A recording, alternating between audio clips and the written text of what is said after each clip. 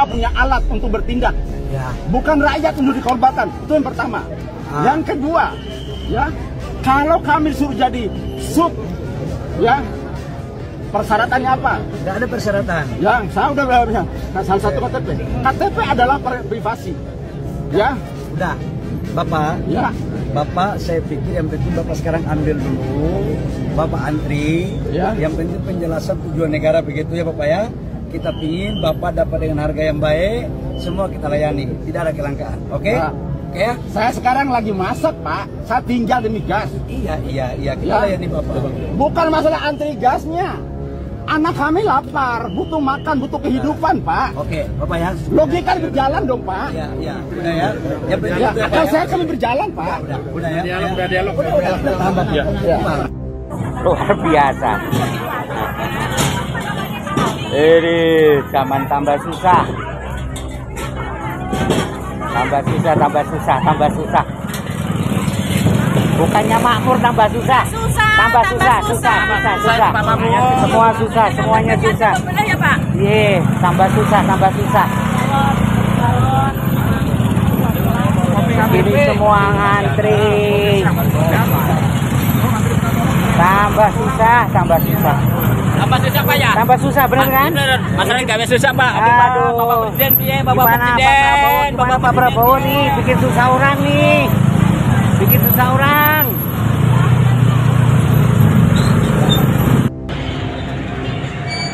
Kok sampai begini amat ya?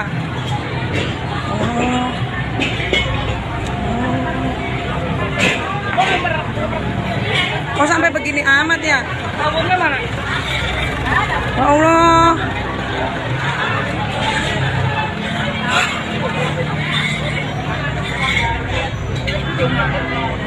Sampai begini banget ya. Ya Allah. Tragedi LPG 3 kg, antrian panjang, korban jiwa, hingga kritik pedas kepada pemerintahan Prabowo. Assalamualaikum warahmatullahi wabarakatuh. Halo Sobat RJ semuanya.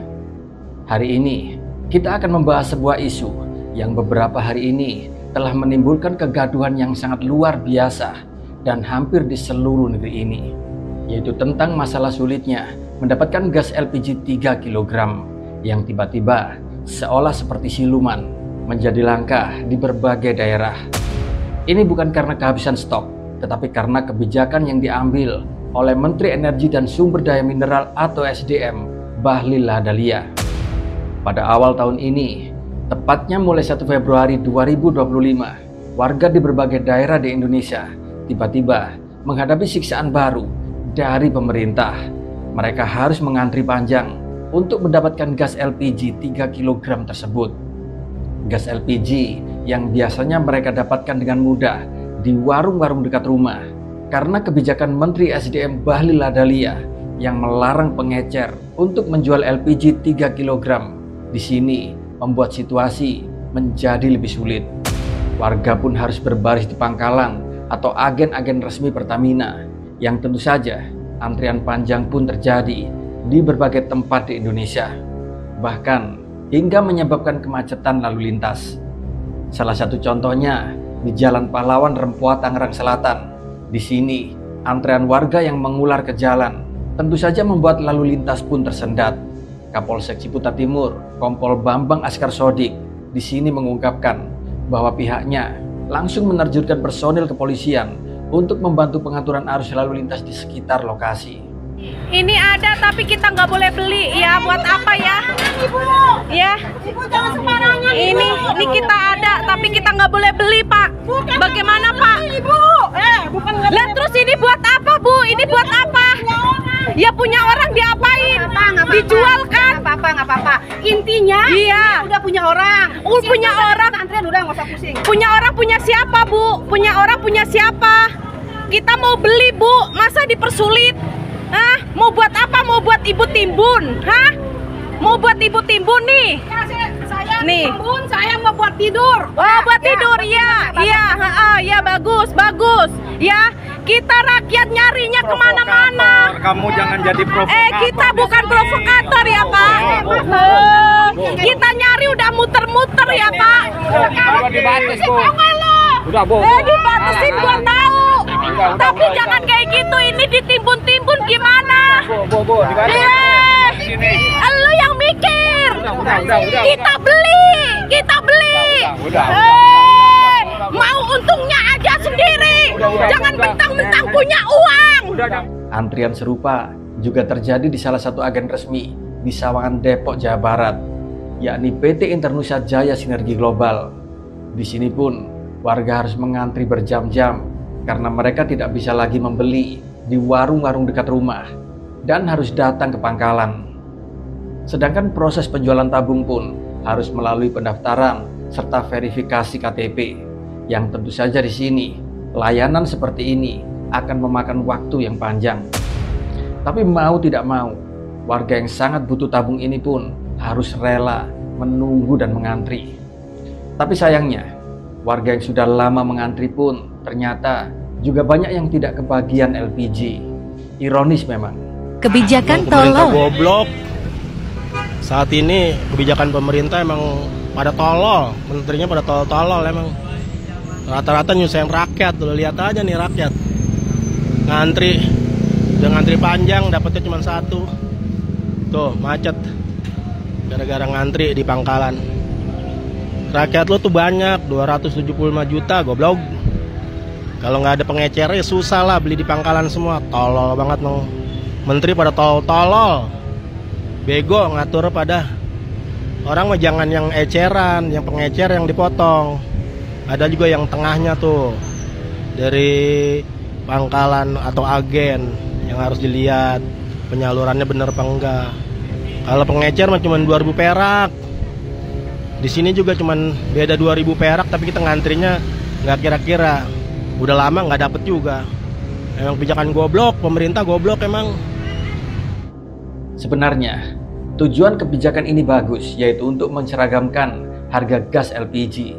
Tapi sayangnya dilakukan dengan tergesa-gesa, tanpa sosialisasi dan koordinasi yang matang, yang tentu saja akhirnya banyak menyengsarakan masyarakat. Tentu saja efek kebijakan yang tergesa-gesa ini bukan hanya mengganggu kehidupan warga sehari-hari, tetapi juga menimbulkan tragedi mengerikan.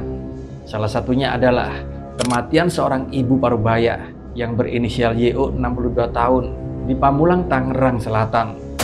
Di sini dikabarkan YO meninggal dunia setelah mengantri gas LPG karena saking membludak, berdesakannya dan panjangnya antrian. Orang tua separubaya ini setelah membawa pulang 2 tabung gas LPG, akhirnya pun jatuh pingsan dan dikabarkan meninggal dunia di rumah sakit. Ini adalah contoh nyata bagaimana sebuah kebijakan yang tidak matang akhirnya bisa mengambil nyawa seseorang. Tentu saja, bila kebijakan ini tidak segera direvisi, ke depan saya yakin akan banyak lagi korban. Apalagi bila kita melihat video-video yang beredar di media sosial, kebanyakan yang antri gas LPG ini adalah para orang-orang tua yang telah lanjut usia. Tentu saja, kasus ini membuat kita semuanya bersedih. Rakyat miskin yang seharusnya diayomi harus menjadi korban dari sebuah kebijakan sembrono Menteri Prabowo. Mestinya Bahlil yang katanya bergelar doktor ini harus membuat kajian yang lebih mendalam sebelum menggulirkan kebijakan. Kebijakan yang kuculuk ini seharusnya dipersiapkan dahulu, agen-agen pengecer resminya dulu, dan setelah semuanya siap, baru peraturan diterbitkan.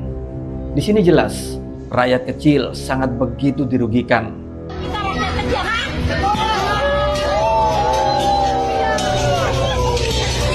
Saya kalau nggak ada gas, saya mau makan apa? Buat biaya sehari-hari, karena saya sehari-hari kehidupan saya warung. Masakannya dipersulit, gimana nyari gas ini udah bolak-balik kemana-mana. Apalagi ibu ini nih yang tukang dagang, aduh repot dah gimana nih.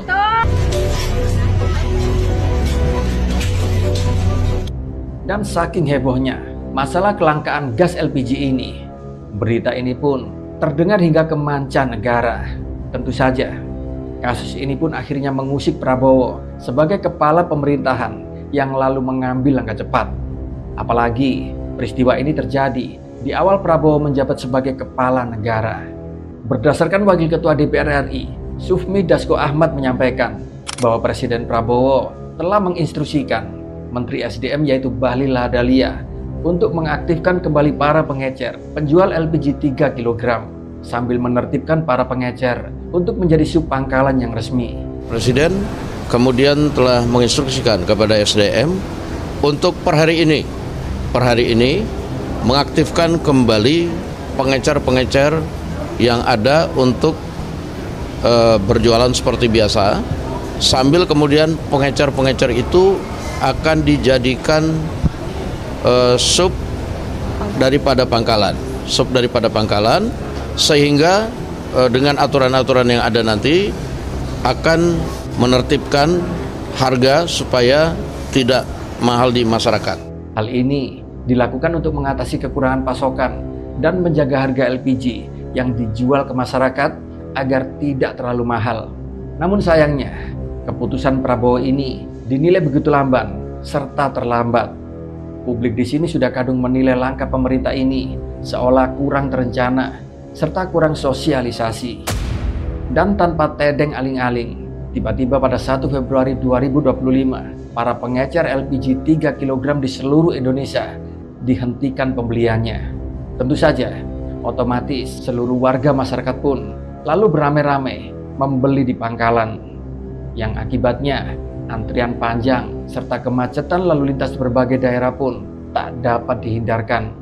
Di sini suara publik menuntut kepada Presiden Prabowo untuk segera memecat Bahlil Lahadalia pun berkumandang di media sosial karena Bahlil dianggap tidak kompeten dalam membuat sebuah kebijakan, apalagi sampai menimbulkan korban jiwa. Hal ini pun semakin diperparah dengan sentimen negatif kepada Menteri Bahlil, karena publik di sini mengetahui bahwa Bahlil Lahadalia adalah menteri titipan Jokowi yang juga sering kacau dalam menerapkan kebijakan. Dan di sini rakyat pun berharap Prabowo bisa segera melakukan reshuffle total dan memecat seluruh menteri titipan Jokowi yang sedari awal sudah banyak yang bermasalah. Sobat RJ semuanya, di sini seharusnya kebijakan yang diambil oleh pemerintah seharusnya mempertimbangkan baik dan buruk serta segala dampak yang ditimbulkan terhadap rakyat. Jangan sampai kebijakan yang diambil di sini malah menimbulkan masalah baru dan bahkan mengambil nyawa seseorang. Rakyat saat ini sedang mengalami kesusahan, apa-apa kebutuhan pokok serba mahal di pasaran. Jadi janganlah rakyat yang sedang dalam kesulitan secara ekonomi ini dibuat semakin menderita. Kesulitan di toko-toko nggak ada, sudah 1 mingguan ini. Iya, masih antri saya, itu belum dapat. Mulai kapan nanti? Nggak bisa.